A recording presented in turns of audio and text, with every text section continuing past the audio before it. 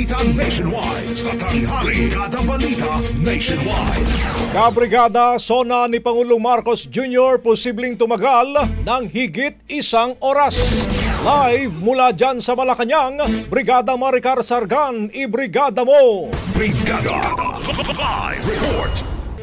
Brigada Leo, Brigada Angel, posibleng umabot o lumagpas sa isang oras ang State of the Nation Address ni Pangulong Ferdinand Marcos Jr. ngayong taon ayon sa Malacanang. Kinumpirma na rin ang Presidential Communications Office na natapos na ang rehearsal o practice ng Pangulo para sa kanyang talumpati. Ngunit tumanggi pa silang magbigay ng iba pang detalye sa ugnay sa magiging laman ng SONA. Matatandaan noong nakaraang taon na tumagal ng isang oras at 22 minuto ang talumpati ng Pangulo kung saan binigyang diin niya ang pagbabawal sa pogo at ang paninindigan sa soberanya ng bansa. Ngayong taon, inaasahang ibibida naman ng Pangulo ang mga programang may kinalaman sa 20 pesos na kada kilo ng bigas, pagpapalakas sa agriculture infrastructure at iba pang proyektong pangkaunlaran.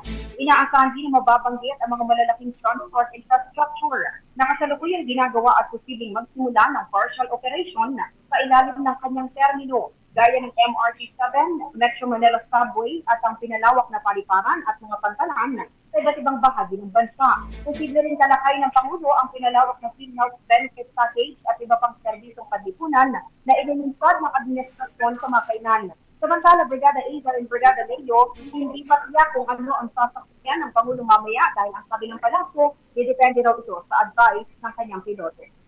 Brigada Marie, syempre kahit sabihin natin na simple lang yung SONA ngayong taon, pwede ba nating malaman kung na-disclose na sa inyo kung sino yung creator ng barong o ng anumang isusuot ng ating Pangulo ngayong SONA 2025? Matipid ang Malacanang Brigada Leo sa pagbibigay ng mga detalye regarding sa susuotin ni Pangulong Bongbong Marcos at ng First Lady. Tanging yung nababanggit lang nila ay kung gaano kakaba yung kanyang magiging speech at yung sasakyan niya mamayang hapon, yun pa lang yung mga nadidisclose nila sa ngayon, Brigada Leo. Okay, maliban na lamang Brigada Marie kung may karagdagan ka pang detalye, okay na to. Sa ngayon, mahigpit na ang seguridad na ipinatutupad dito sa Congress. At kanina, bago tayo dumating meron na rin ipinatutupad na zipper lane para doon sa mga bisita na merong car pass na dediretso dito sa batasang pambansa para tuloy-tuloy yung kanilang magiging biyahe.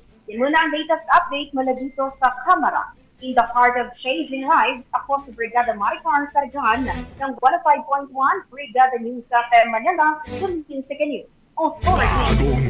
Ang bahaging ito ay hatid sa atin ng DriveMax Herbal Capsule. Lalaking angat, tumatagal.